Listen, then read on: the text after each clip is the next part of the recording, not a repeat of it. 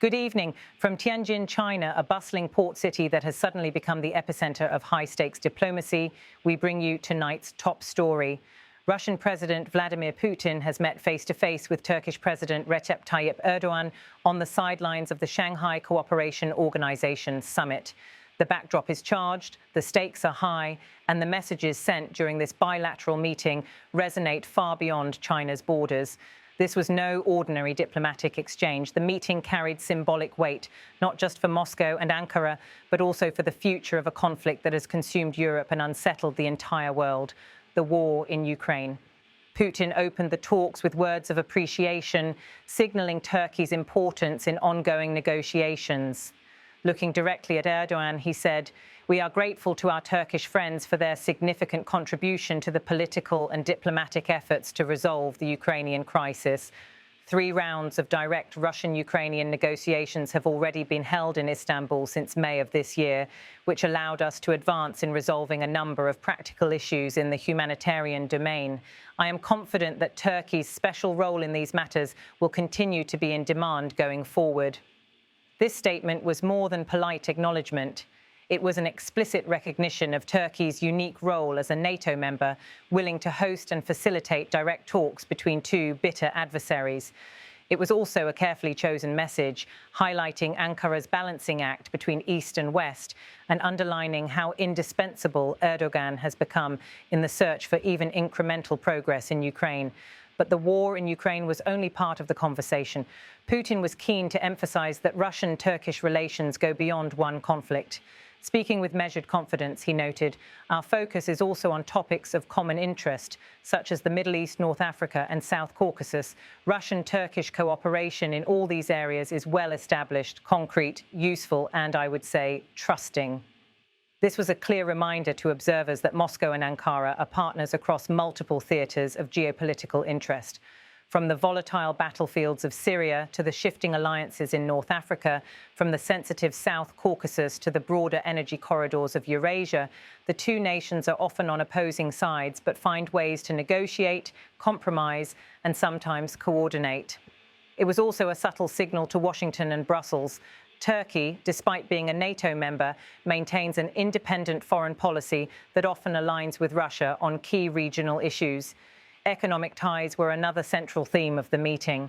Putin praised the resilience and growth of trade between the 2 nations, stating, "We consider Turkey as a reliable, time-tested partner both in bilateral affairs and in the international arena.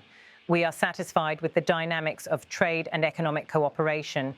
Last year, the volume of trade turnover increased by 6.6%, and in the first half of this year, it increased by almost 3% more. These numbers tell a larger story. Even as Russia faces sanctions from the West, trade with Turkey has remained robust, giving Moscow an outlet and Ankara an opportunity. From energy imports to agricultural exports, the flow of goods has helped cushion both economies against external shocks. For Erdogan, this relationship is particularly valuable. Turkey's economy has faced volatility, and reliable trade with Russia offers both stability and leverage. For Putin, it demonstrates that Russia is not isolated, that it still has willing and trusted partners even within NATO. Perhaps the strongest signal came when the discussion turned to energy. Putin highlighted the depth of cooperation in this critical sector, remarking, "The partnership in the energy sector is truly strategic. One of the key suppliers of natural gas to Turkey is Russia. Currently, exports are going without interruptions through the Black Sea via the Blue Stream and Turkish Stream pipelines. The state corporation Rosatom continues to implement the flagship project for the construction of Turkey's first nuclear power plant, Akkuyu. Energy has always been at the heart of Russian-Turkish ties. For Moscow, Turkey is not only a major consumer, but also a transit hub, a bridge to Europe. For Ankara, Russia remains an indispensable energy supplier. The Blue Stream and Turkish Stream pipelines ensure that Turkey's growing demand is met, while the Akkuyu nuclear project represents a transformative investment in the country's future. This is not just about electricity or pipelines, it is about power, both literal and geopolitical.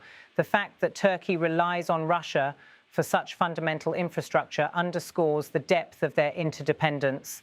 The body language during the meeting was deliberate. Cameras captured the 2 leaders shaking hands firmly, then walking side by side into the conference room. They sat across from one another, flanked by their delegations, their expressions serious yet cordial. The setting, framed by the symbolism of Tianjin and the SCO summit, sent a message. This was diplomacy conducted not in isolation, but under the watchful eyes of the broader Eurasian community. Observers noted that Putin, often portrayed as isolated in the West, appeared relaxed and assured in Erdogan's company. Erdogan, in turn, reinforced his image as a mediator, a bridge builder, and a leader capable of engaging both East and West with equal confidence. The Shanghai Cooperation Organisation summit provided a powerful backdrop. Founded in 2001, the SCO has grown into a forum that increasingly positions itself as an alternative to Western-led institutions. By choosing Tianjin as the stage, China emphasized its role as host, convener, and architect of a new geopolitical order. For Russia, the summit was an opportunity to showcase its partnerships and dispel narratives of isolation. For Turkey, which is not a full member but has engaged deeply with the SCO, it was a chance to underline its independent foreign policy and its willingness to shape multipolar diplomacy. The Putin-Erdogan meeting was, therefore, not just a bilateral dialogue, but also a performance for the global stage, a demonstration of influence, resilience, and alignment within a shifting order. While the soundbites captured headlines, the real significance lies in what they reveal about the evolving relationship between Moscow and Ankara.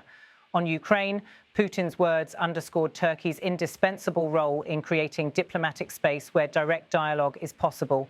On regional cooperation, his references to the Middle East, North Africa, and the South Caucasus reflected the multi-layered nature of their partnership. On economic ties, the trade figures highlighted resilience and growth despite external pressures. On energy, the emphasis on gas pipelines and the Akkuyu nuclear project confirmed that cooperation is not transactional, but deeply strategic. Together, these elements paint a picture of two leaders navigating a turbulent world with pragmatism, caution, and ambition. For ordinary people, these diplomatic exchanges may seem distant, yet they carry direct consequences. Energy deals determine household electricity bills.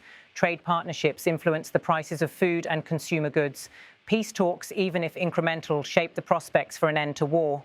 When Putin thanked Turkey for hosting negotiations, he was indirectly acknowledging the hope of millions affected by the war in Ukraine. When he spoke of pipelines and nuclear power plants, he was referring to projects that will heat homes, light cities, and fuel industries for decades.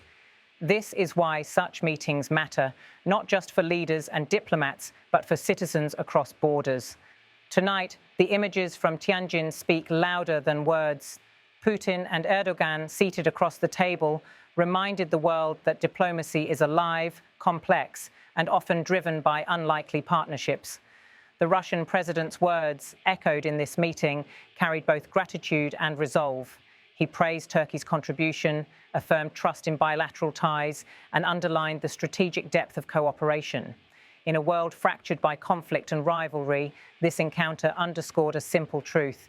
Even amid war, diplomacy finds a stage, and leaders find ways to talk. From Tianjin, this has been a story not just of two presidents, but of the fragile balance between confrontation and cooperation that defines our age.